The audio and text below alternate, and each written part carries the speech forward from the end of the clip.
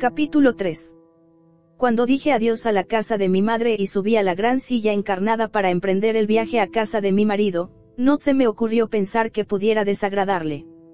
En cuanto a mí, me sentí contenta al recordar que soy pequeña y frágil, pero sé que tengo una cara ovalada que otros habían mirado con complacencia. En esto, por lo menos, él no podía sentirse desilusionado. Durante la ceremonia del vino le miré furtivamente por debajo de la franja de seda encarnada del velo. Lo vi de pie, con un traje negro a la manera extranjera, era alto y derecho como un joven bambú.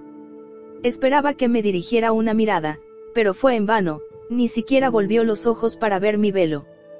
Vaciamos juntos las copas de vino, nos inclinamos ante las tablillas de sus antepasados y, por último, nos arrodillamos ante sus augustos progenitores, de los que yo me convertía en hija, separándome para siempre de los míos. Durante todos aquellos actos no se dignó siquiera concederme una mirada.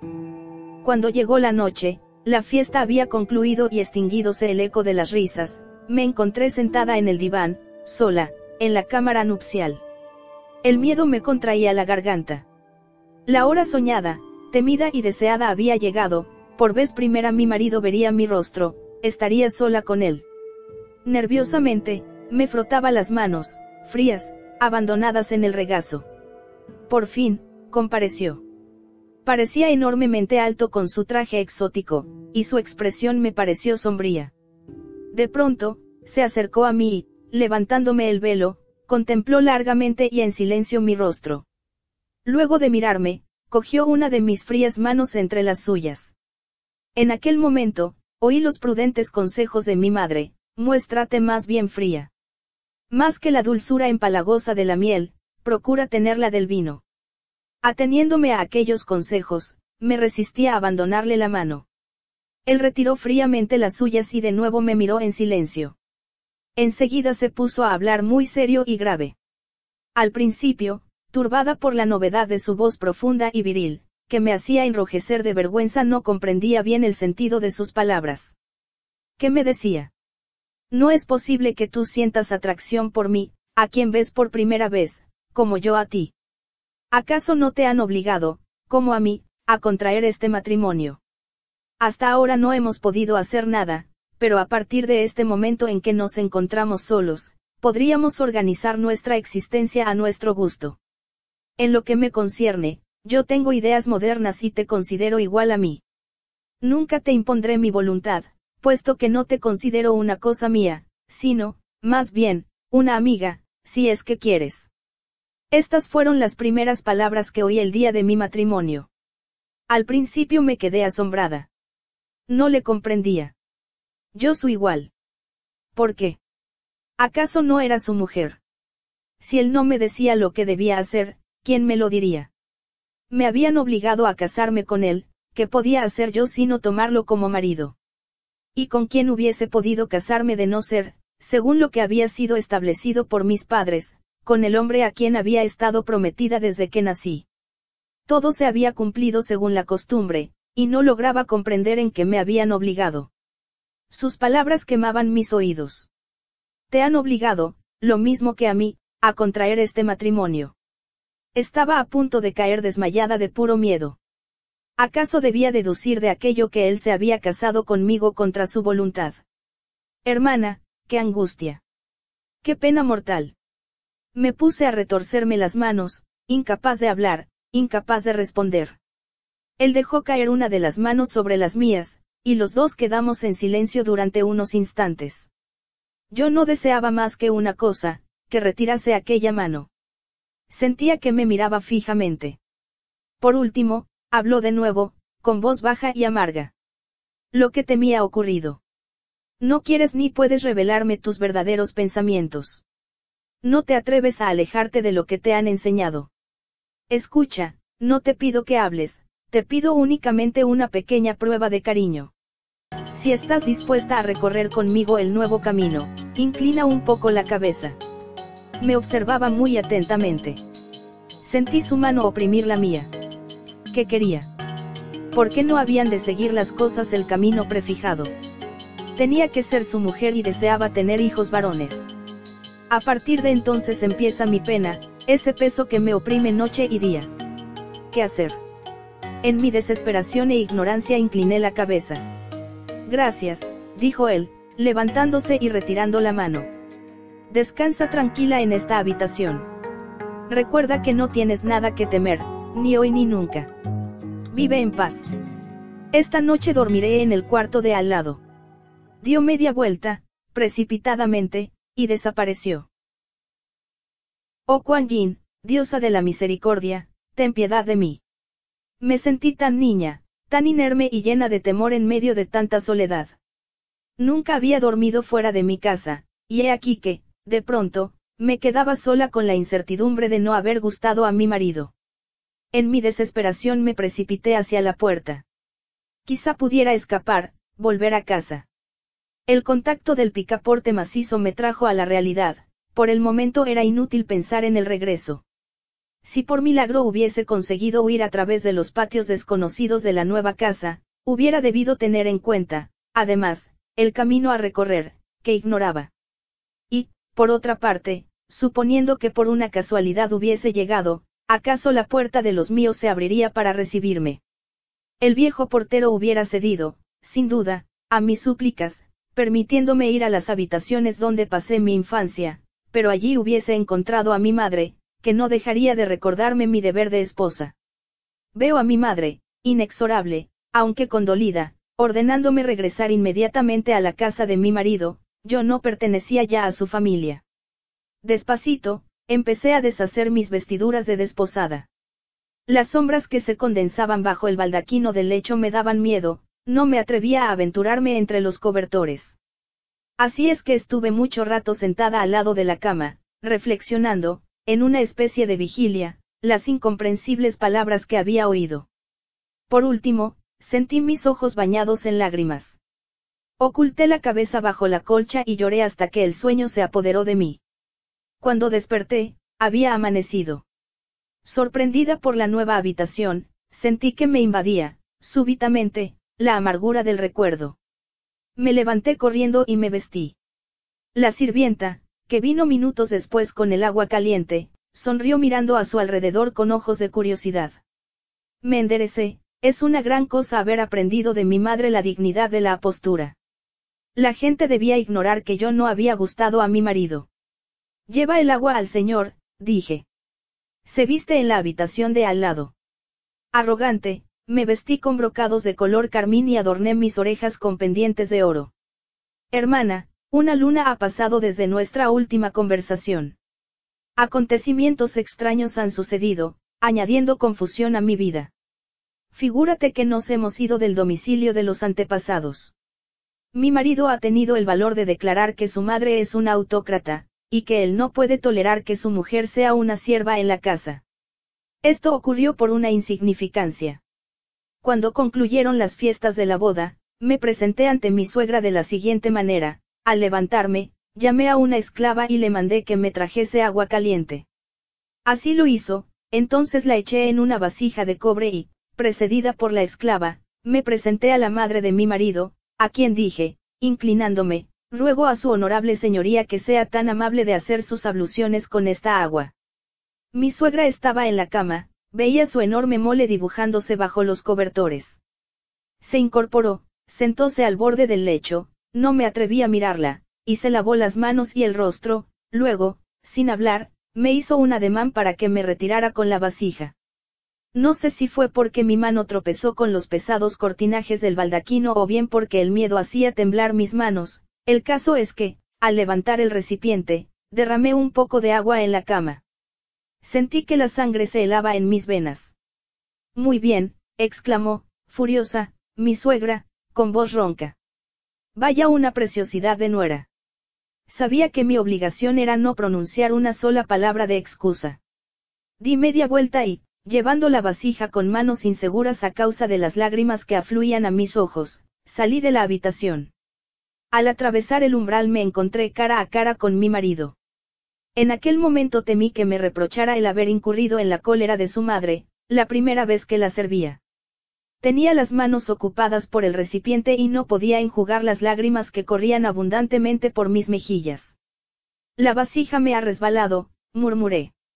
Hubiese continuado, pero él me interrumpió. No te regaño. Pero esos trabajos de sierva no son dignos de mi mujer.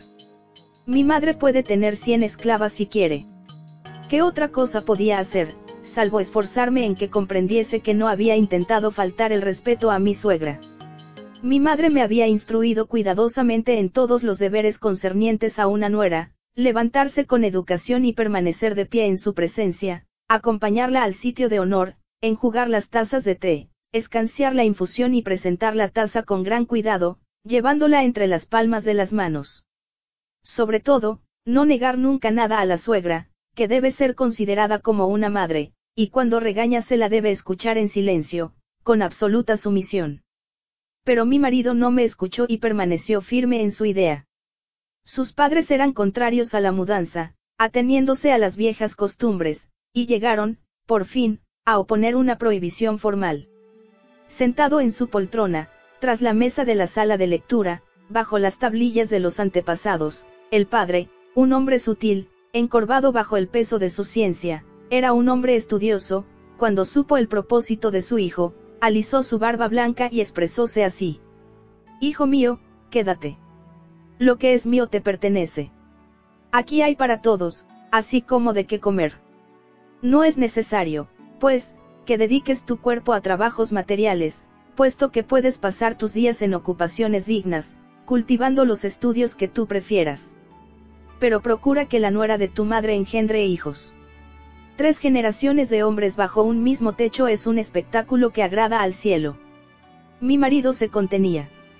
No obstante, sin irritarse, exclamó: «Padre, yo no pido otra cosa que trabajar.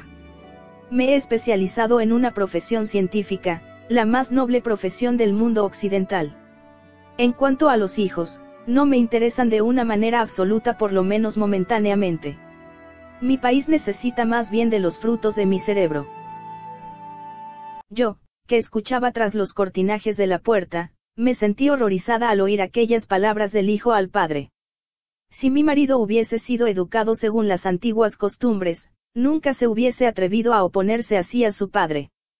Eran los años pasados lejos, en países extranjeros, donde la juventud no honra a sus progenitores, lo que le hacía ser tan irrespetuoso. Es verdad que, enseguida, al separarse de sus padres, encontró algunas palabras amables, prometiendo conservar intactos los sentimientos filiales. Pero, a pesar de todo, nos hemos mudado. La nueva casa no se parece a las otras que he visto. Entre otras cosas, no tiene patio. Se reduce a una salita cuadrada, encima de la cual se encuentran las demás habitaciones. Por una empinada escalera se sube al segundo piso. La primera vez que subí no me atrevía a bajar de nuevo, mis pies no estaban acostumbrados a aquellos escalones tan empinados. No tuve más remedio que dejarme resbalar de un escalón a otro, agarrada a la baranda de madera. Una vez la operación acabada, tenía mis vestidos manchados de barniz fresco, y me di prisa en cambiarme por temor de que mi marido se diera cuenta y me regañase, riendo con esa risa fácil que me intimida. Colocar los muebles en una casa como aquella era un asunto difícil. ¿Dónde encontrar sitio para meterlos? De mi hogar materno, como fondo parte de la dote, me traje una mesa, sillas enanas de madera de teca y un gran lecho como el de matrimonio de mi madre. La mesa y las sillas fueron instaladas, por orden de mi marido, en una habitación secundaria, que denominó comedor, y la cama donde creí que nacerían mis hijos no pudo ser colocada en ninguna de las habitaciones del piso superior. Así es que he debido contentarme con una camita de bambú, en la que duermo como una sierva, mientras mi esposo duerme, en una habitación separada, en una cama de hierro que parece un banco. Novedades a que me acostumbro difícilmente. En el aposento principal ha colocado sillas que compró él mismo. Todas están desapareadas, algunas, incluso, hechas con junco ordinario, hay que verla de formas extrañas que tienen. En el centro ha puesto una mesa, y encima de esta una tela de seda y varios libros. Un horror. En las paredes hay colgadas fotografías, con marco, de sus maestros, y un pedazo de tela cuadrada con una inscripción en caracteres exóticos. Un día le hice reír, preguntándole si era un diploma. El diploma, el verdadero, que me enseñó, Es un pedazo de piel repujada, que tiene inscrito su nombre en caracteres extraños, seguidos de otros signos. Los dos primeros quieren decir una gran escuela, y los otros su calificación de doctor en medicina occidental. A mi pregunta de si aquellos signos equivalían a nuestros antiguos doctores, mi marido rió de nuevo y dijo que no había comparación posible. El diploma, con marco de cristal, está colocado en la pared, en el mismo sitio que mi madre, en la sala de huéspedes, tiene la imponente pintura del viejo emperador Min. Te lo aseguro. Esta casa occidental es un horror. Durante los primeros meses me preguntaba cómo lograría acostumbrarme. En las ventanas, entre las cortinas esculpidas, hay, en lugar del opaco papel de arroz, grandes placas de cristal transparente, que dejan entrar la luz del sol a torrentes. ¡Qué claridad tan despiadada! No logro acostumbrarme. A veces intento ponerme un poco de rojo en los labios y empolvarme con polvos de arroz, tal como me han enseñado a hacer, pero en el crudo contraste de esa luz, el efecto es, invariablemente, que mi marido diga: no te pintes así, por favor. Prefiero las mujeres sin pintar. ¿Qué hacer? No emplear los polvos ni el carmín equivale a dejar incompleta nuestra belleza natural, es como peinarse sin alisar los cabellos con aceite, o llevar sandalias sin bordados. En una casa china, la luz, atenuada con el papel de arroz, se difunde, con suaves tonalidades, en el rostro de las mujeres. Pero aquí, ¿qué hacer para estar atractiva en una casa como esta? A propósito de la ventana, todavía no lo he dicho todo. Figúrate que mi marido me ha encargado hacer estores con cierta tela blanca. Es para morir de risa que primero hagan un agujero en la pared, luego lo obstruyan con un cristal y, como si esto no fuera bastante, le apliquen una tela. El suelo es de madera, y hay que ver cómo cruje bajo los pasos de mi marido, que lleva un calzado extranjero. Probablemente porque ese ruido también le molestaba a él, ha comprado grandes cuadrados de tela gruesa, con dibujos que representan flores, y los ha distribuido por toda la habitación. ¿Para qué decirte mi estupor? Tenía miedo de estropear aquella tela y que la servidumbre escupiese encima. Cuando dije esto a mi marido, se irritó. Nadie debe escupir por el suelo. ¿Dónde, entonces? Pregunté. En la calle, si es que no pueden hacer otra cosa. Me respondió secamente. La servidumbre no logra acostumbrarse, y a mí misma me ha ocurrido escupir en la tela las semillas de melón. Y hete aquí que mi marido ha comprado minúsculas escupideras, distribuyéndolas por todas las habitaciones, y obligándonos a usarlas, según esa sucia costumbre extranjera.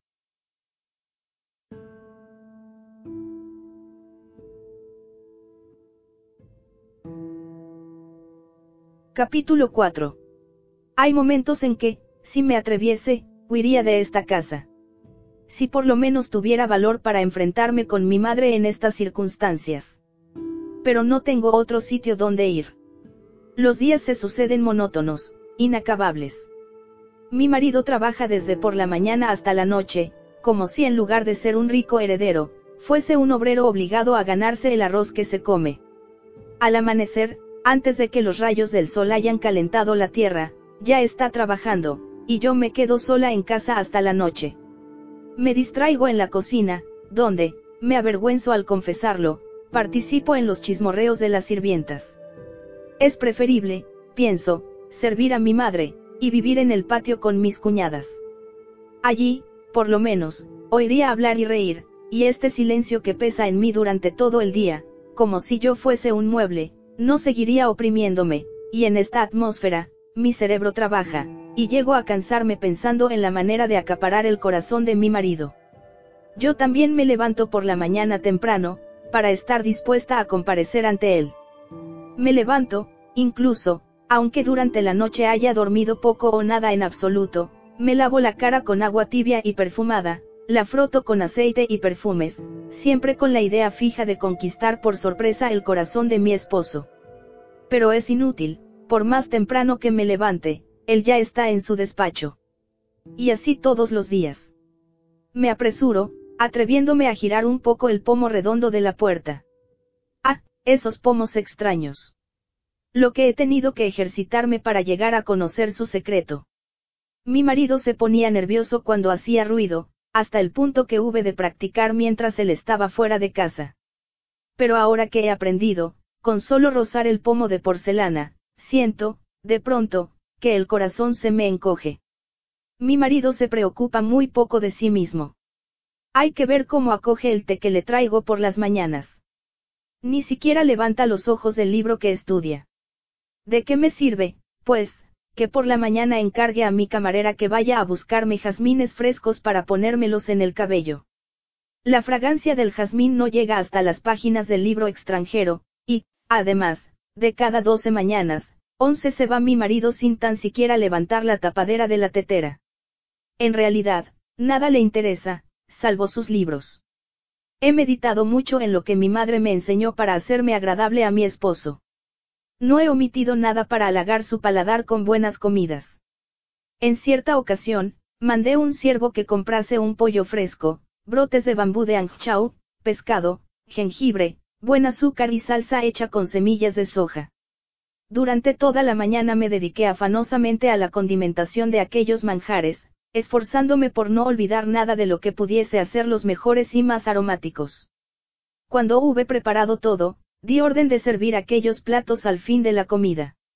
Tenía la esperanza de que mi esposo exclamaría: «Ah, lo mejor se ha dejado para el final». En lugar de eso, cuando llegaron los platos los acogió, sin comentario alguno, como si formasen parte del menú. Apenas los probó y no dijo nada. Yo le miraba con el alma en los ojos, se comía los brotes de bambú como si fueran berzas. Aquella noche, una vez calmado el dolor de la desilusión, me dije: eso ha ocurrido porque no eran platos de su gusto. Puesto que no habla nunca de sus predilecciones, haré que pregunten a su madre las comidas a que era aficionado cuando niño.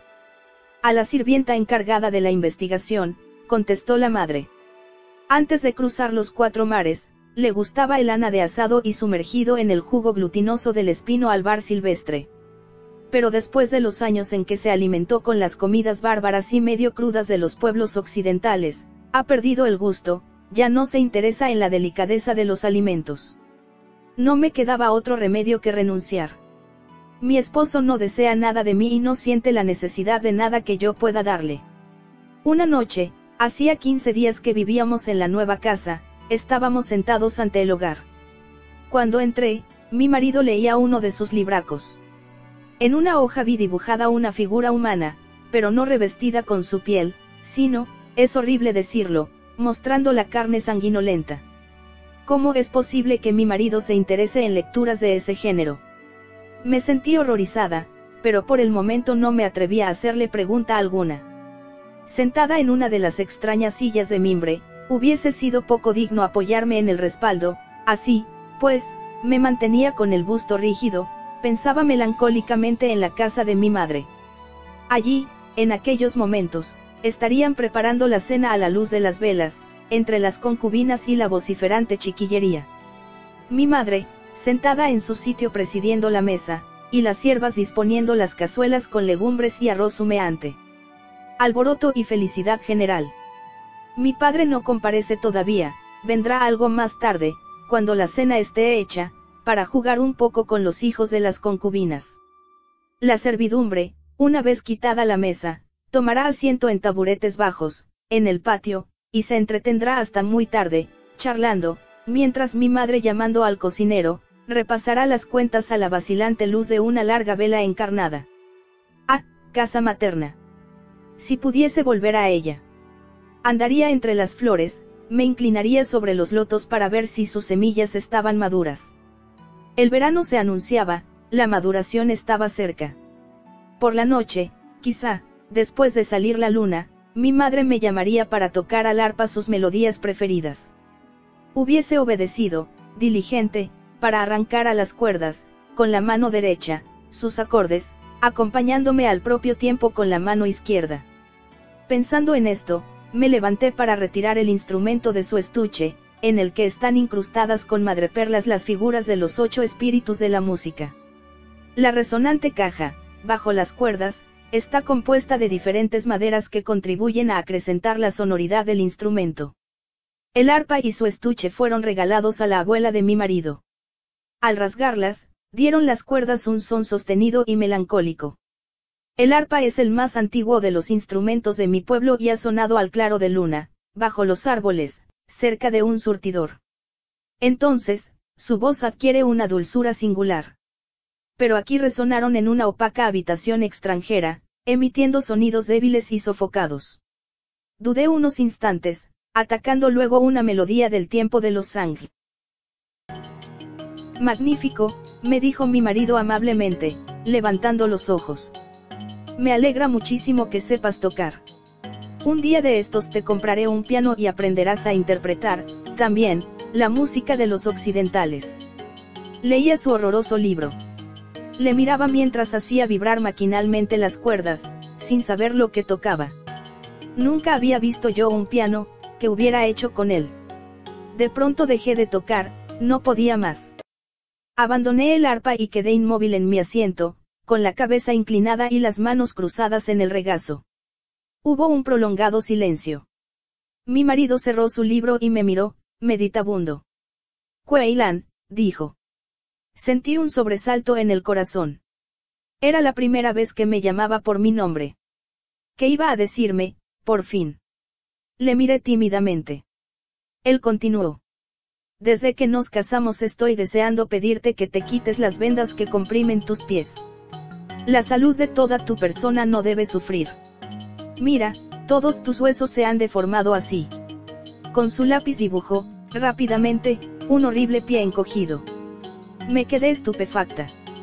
¿Cómo sabía él que eran así? Nunca me había vendado los pies en su presencia. Ninguna mujer china expone jamás sus pies a los ojos de los demás. Incluso por la noche los tenemos ocultos en unas medias de tela blanca. ¿Cómo lo sabes? Pregunté, con voz estrangulada. Porque soy médico y he estudiado en Occidente, contestó. Además, no tan solo por tu salud, sino por tu belleza, desearía que te quitases las vendas. Los pies vendados son feos y no están de moda. Supongo que este último argumento te convencerá. Diciendo esto, sonrió, mirándome con dulzura. Me apresuré a ocultar los pies bajo la silla. Sus palabras me habían extrañado. Los pies vendados son feos. Y yo que siempre había estado tan orgullosa de los míos. Durante toda mi infancia, mamá había vigilado personalmente la cotidiana inmersión en agua casi hirviendo y el inmediato vendaje, cada vez más apretado. Al quejarme de dolor, ella me recordaba que un día mi marido elogiaría la belleza de mis pies. Incliné la cabeza para ocultar las lágrimas. Pensé en las numerosas noches de insomnio, en los días en que la intensidad del dolor me impedía comer y jugar, en las horas pasadas, sentada al borde de la cama, moviendo los pies para aligerarlos del peso de la sangre. Y ahora, después de haber soportado tanto, cuando el dolor había cedido poco a poco, mi marido decía que los encontraba feos. No puedo, dije, medio sofocada por los suspiros, y, no logrando retener por más tiempo las lágrimas, salí de la habitación. La verdad es que mis pies me preocupaban poco. Ni cuando llevaba sandalias vagamente bordadas mi esposo se interesaba en mí. ¿Cómo suscitar, pues, su amor? 2 semanas después salí para visitar a mi madre por primera vez, así lo imponen nuestras costumbres tradicionales.